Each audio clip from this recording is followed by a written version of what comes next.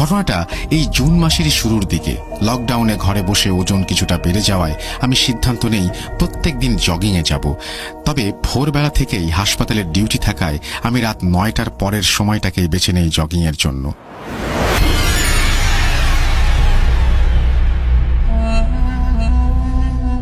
তো যে কথা সেই কাজ, রাত 9টার পর বেরিয়ে যায় জগিংয়ে। গন্তব্য ছিল সিরাজগঞ্জ শহর রক্ষাবাদ দিন, কারণ দৌড়ানো বা হাঁটাহাঁটি করার জন্য এর চেয়ে ভালো জায়গা আমাদের শহরে নেই।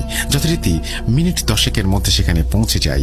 গেট দিয়ে ভেতরে প্রবেশ করার পরেই রাতের মায়াবী জ্যোৎস্না ও নির্মল বাতাস আমার প্রাণ জুড়িয়ে দেয়। আমাদের এই শহর রক্ষা বাঁধের দৈর্ঘ্য হবে প্রায় 4 কিলোমিটারের মতো। গেট দিয়ে ঢোকার পর শুধু দুই দিকে পানি আর পানি, আর মাঝখান দিয়ে বাঁধের সোজা লম্বা রাস্তা। সোজা সামনে তাকালে যেন মনে হয় এই রাস্তা দিগন্ত পার করে গিয়ে চাঁদের সাথে মিলিত হয়েছে। প্রায় 1 কিলোমিটারের মতো এলাকায় কিছু মানুষ ছিল, তারপর কমতে কমতে কিছুক্ষণের মধ্যেই একদম শূন্যের কোটায় গিয়ে দাঁড়ালো। তো বেশ কিছুক্ষণ দৌড়ানোর পর প্রচুর ক্লান্ত হয়ে যাই এবং সিদ্ধান্ত নেই কিছুক্ষণ বিশ্রাম নেব। তারপর বসে পড়ি বাঁধের ঢালু অংশে বিশ্রাম নেবার জন্য। আগেই বলেছিলাম শহর রক্ষাবাদ, সেহেতু এটা নদীর ওপর নির্মিত। বসে বসে দেখছিলাম জ্যোৎস্নার আলো কিভাবে নদীর পানিতে পড়ে ঝিকমিক করছে। এভাবেই অনেকক্ষণ বসে থাকার পর পানিতে কিছু একটা শব্দ হওয়ায় আমার ঘোর ভাঙে। ঘুরতে তাকিয়ে দেখি প্রায় 12টা বেজে গেছে। আমি তৎক্ষণাৎ উঠে আমার বাসার দিকে রওনা হই। তবে হাঁটতে কিছুটা কষ্ট হচ্ছিল, ডান পায়ে প্রচন্ড ব্যথা অনুভব করছিলাম। ভাবলাম অনেকদিন দৌড়ানো হয় না, তাই হয়তো। ততক্ষণে এলাকাটা আরো বেশি নির্জন হয়ে গিয়েছিল এবং দূরের যে বাতিগুলো দেখা যাচ্ছিল সেগুলোও এখন অনেকটাই কম।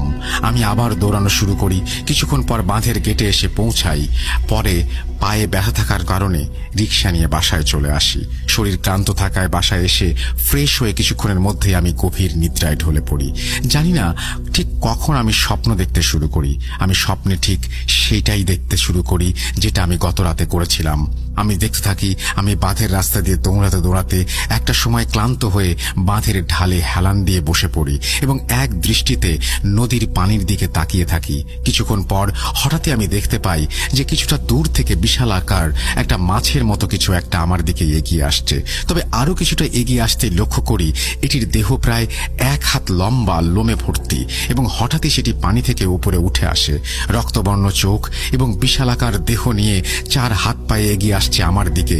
এসে আমার পা ধরে টানতে শুরু করে এবং আমি প্রচন্ড জোরে বাঁচাও বাঁচাও বলে প্রাণ ভয়ে চিৎকার করতে থাকি এবং অন্য পা দিয়ে প্রাণ বাঁচানোর তাড়নায় সজোরে সেই অবয়বটিকে লাথি মারতে থাকি আর আমার জানা যত দোয়া সেগুলো পড়তে থাকি। হঠাৎই শুনতে পাই কেউ একজন হুঙ্কার দিয়ে বলে ওঠে, তোর এত বড় সাহস,